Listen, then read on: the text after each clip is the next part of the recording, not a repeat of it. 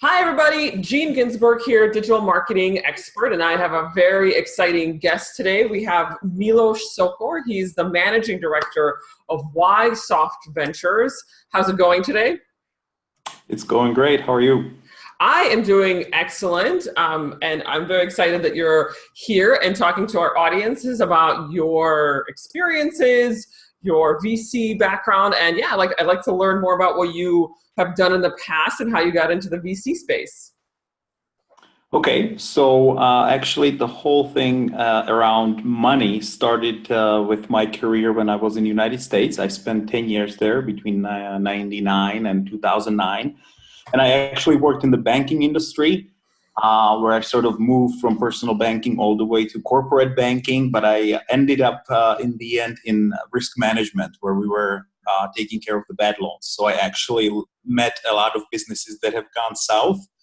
And I have experienced what the founders and banks and all the stakeholders in the deal had to do. And it taught me a lot about risk and money and how it's used in businesses. And when I returned to Europe, almost by mistake, I got a job as they called it the chief consultant of the largest technological incubator in the Czech Republic here.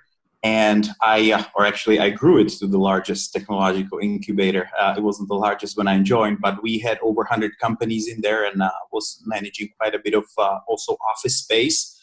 And so I was always using with startups my risk awareness that I learned from banking, and I sort of started mixing it. And then toward the end, the opportunity came to run a venture capital fund for Soft Corporation, who actually started as a startup in that incubator some 15 years ago. So I always knew about Soft Corporation. And then when I heard that they want to do their fund, I started talking to the CEO, and we made the deal pretty quickly. Mm-hmm. And we started Soft Ventures, which is a venture capital arm of Soft Corporation. So that's how it started. Oh, very interesting. So tell us about Soft Ventures and what kind of companies do you invest in? Okay, so Milos Ventures is kind of a unique venture capital arm because we don't necessarily invest into companies that Soft would later acquire, which is usually what VC funds, corporate VC funds do.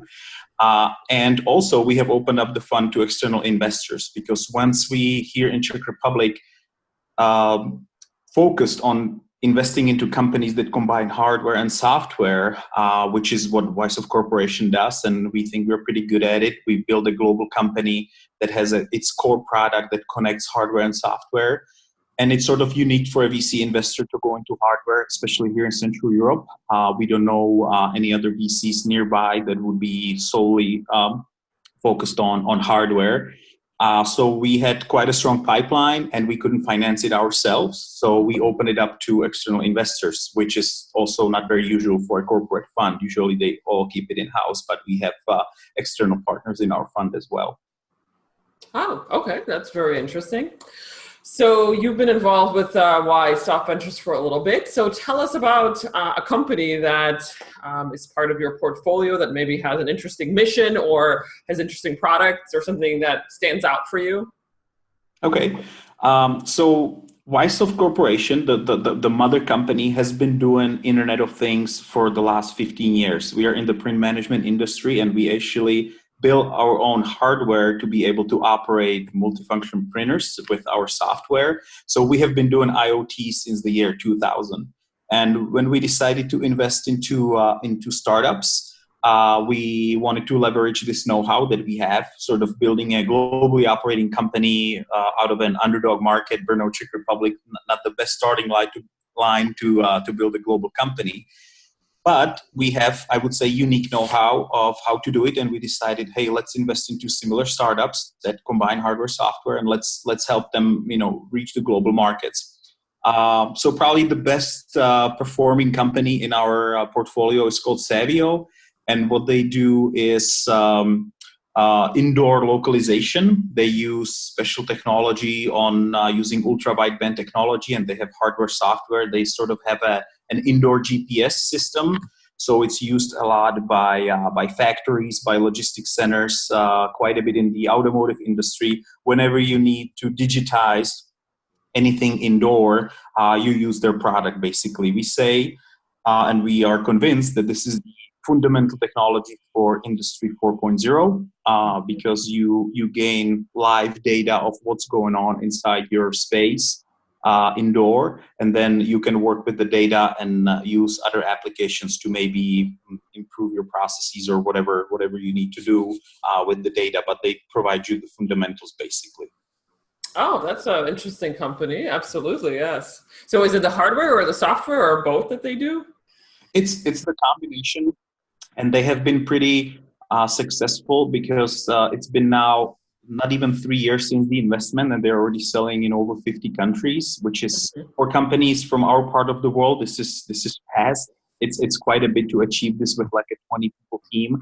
And they also partnered up with some of the largest companies in the world, like Fortune 500 companies that have opened up their partner networks.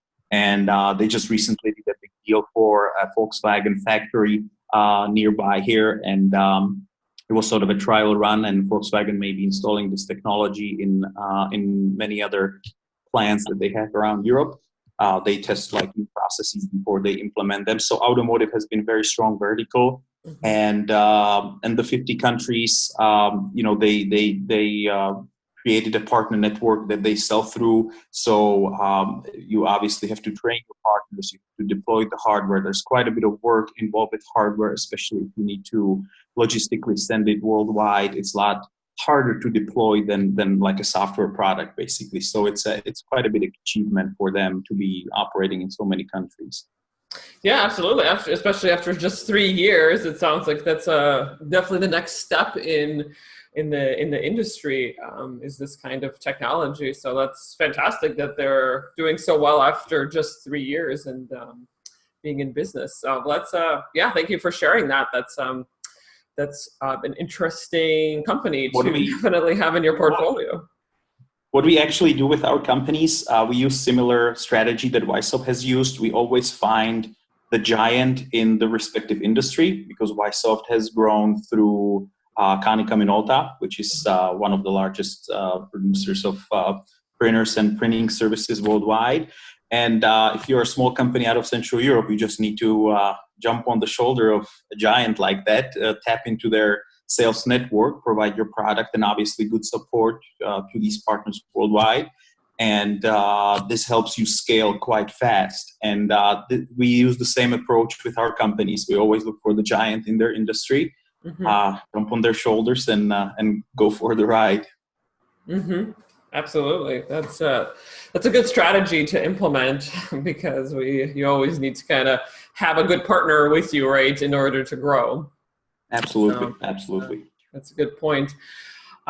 Great. And so the other question I had, switching gears a little bit, was about social media. So, who's someone who does digital marketing and works with a lot of companies when it comes to social media. So how are you using social media at Weissop Ventures to get your message across?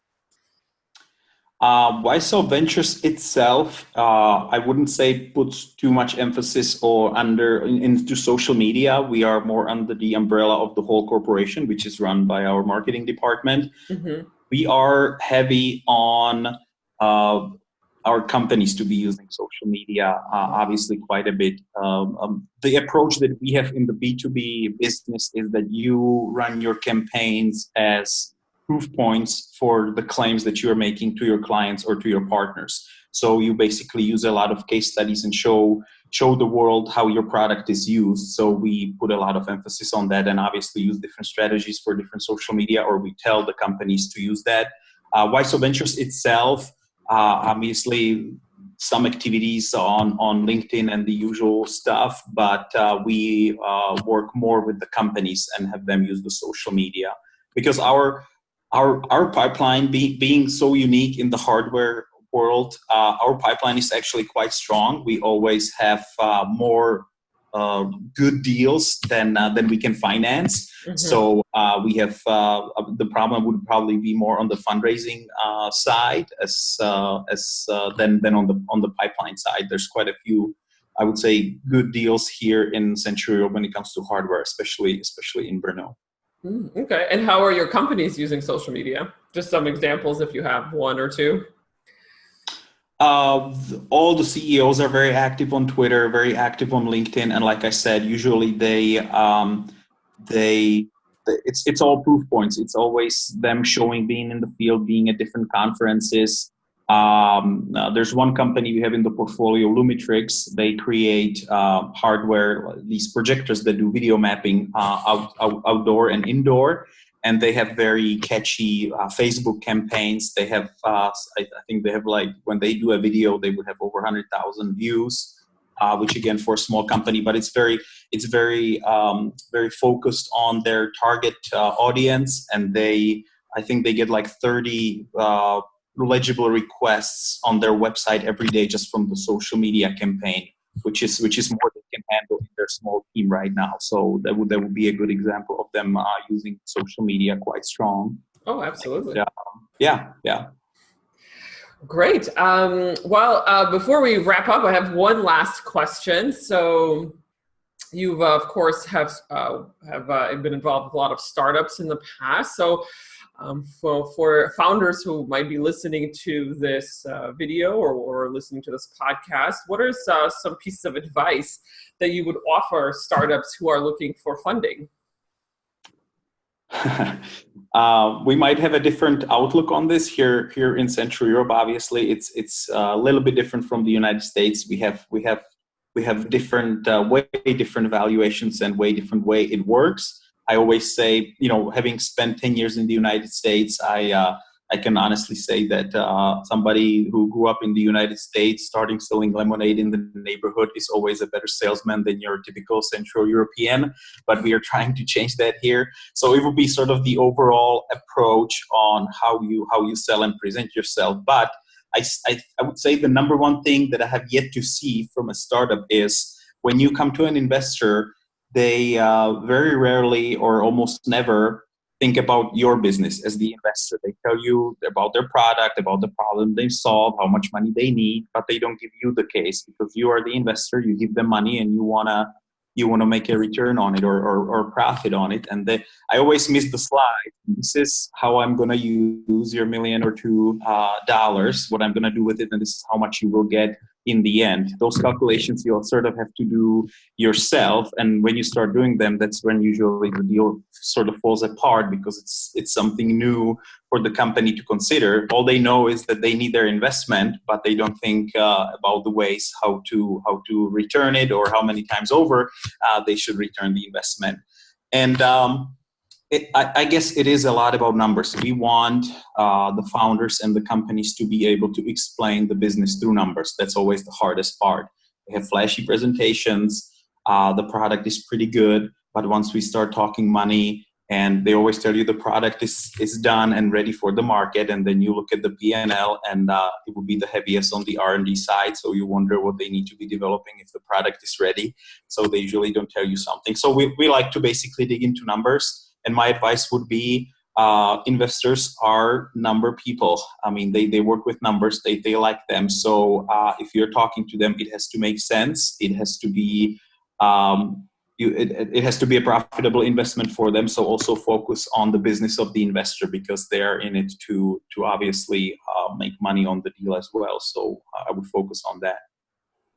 That's a very good point. I feel like that, yes, it's so many times that it's like, I'm the startup, it's about me, but they don't really think about what it is to be on the other side of the table, right? So it happens so often in marketing in general, or just presenting in general, where it's like, I'm the company, I'm the one who's getting the money, or I'm the one who's selling, but you don't really think about the other person who's on the other side of the equation, right? So, or the other company on the other side of the equation.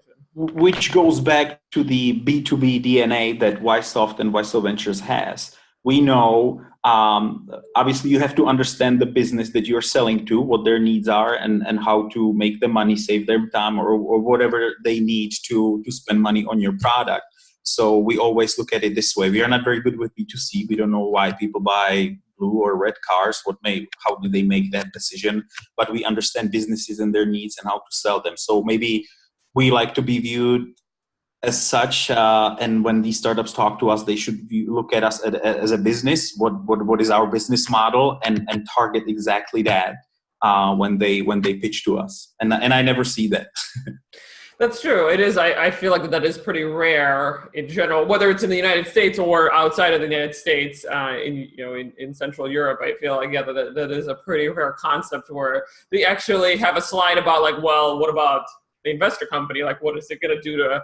Well, what's the point, right? And I think it's so. I think it would be important for them to kind of make the case, right, to get ahead of the numbers, right, before the investor company starts crunching the numbers and seeing that maybe this is not the best investment. They can actually get ahead of it and say, this is what we think will be the reason why you would want to invest with us. Exactly. So that's an interesting point, and I haven't really heard that very often. So that's I think that's a really good piece of advice for anybody who's a startup founder who's listening to this, is to definitely include a slide like that in your presentation. So, well, thank you very much, Milos. That is a good interview that we just had. I really learned a lot about what you do, and also thank you for the advice for anybody who's listening to this. This is, I think, very helpful for startups. So how can our audiences get in touch with you? Well, we talked about social media. So obviously I'm on LinkedIn, Twitter, all of that. whysoventures.com is the website with the direct contact for me. So it would be hard not to be able to get in touch with me. Wonderful. Through my name. Absolutely. Well, thank you. Thank you again for being here. Milos Sochor, Managing Director of Soft Ventures. We're very pleased that you decided to join us and share some of your wisdom. Thank you so much. I thank you very much for the opportunity. I appreciate it a lot. Thank you.